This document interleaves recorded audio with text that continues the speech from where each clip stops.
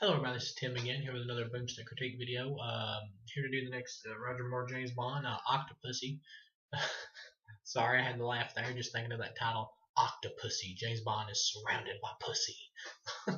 As far as this film goes, I'll just go ahead and rate it. I give it 2.5 stars out of 4. I think this is an alright film. It's clearly better than the last two. It's an alright movie. It makes a lot of the same mistakes as the last two, and even has some shit in it that's so stupid and unforgivable. That's even worse, and almost worse than the last two, I would say.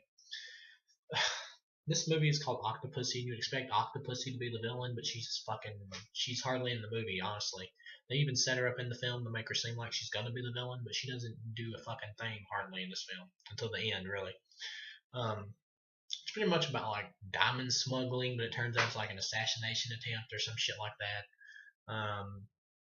This really the movie should be called James Bond Goes to the Circus. Things I like better than in this one compared to the last two is you get two like cool villains in this film who I liked. They're like these two circus performer guys, and they work for the bad guy. And they're expert knife throwers, and they're motherfuckers like when they can hit the target like right off the bat. You get a cool fight scene with them and James Bond, where James Bond like he's running away from one of them, and the dude keeps like fucking throwing knives and like pins James Bond to the wall and shit. Really cool fight scene. Roger Moore, once again, he just looks way too old. And having a 60-year-old like dude in this movie, like flirting with 20-something-year-old chicks, is embarrassing. It's embarrassing. But they kind of make up for it because they have Octopussy, who's his main love interest, and she's obviously like an older woman, close to like Roger Moore's age. So it works out a little bit better here. But pretty much James Bond's trying to stop smuggling and diamond smuggling or jewelry smuggling, whatever, and he finds out that it's really like they're gonna do an assassination attempt on some government dude. You get those two cool fight scenes. You get the cool fight scenes with the dudes that throw the knives, and Roger Moore doesn't have as many one-liners here. Oh, I will say the final of this movie. Two things in this movie that almost made me hate it. Almost. One thing is James Bond dresses up like a clown. He goes to the circus because he's running away from the bad guys, and he dresses up like a fucking clown with big shoes on, and he's running in the crowd dressed up in clown. They have James Bond, who's supposed to be like the ultimate male badass, dressed up like a clown with big shoes. It's unforgivable.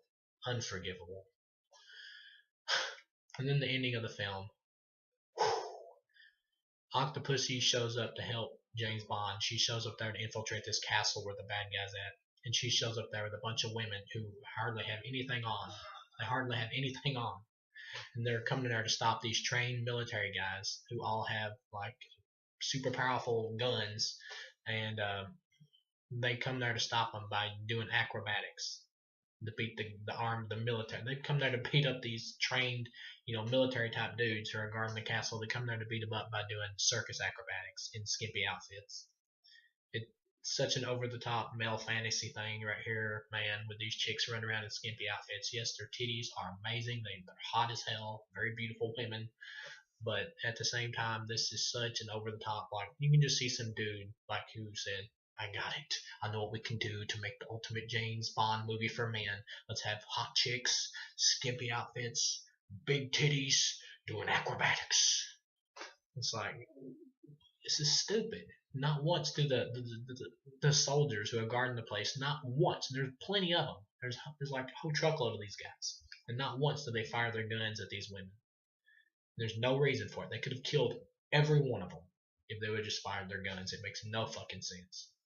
The reason they don't do it is because the movie, this James Bond film, like the other two, is aiming more towards children, and they don't want violence towards women. They don't want it.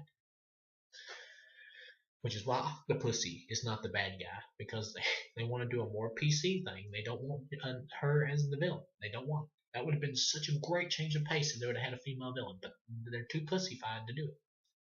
Stupid.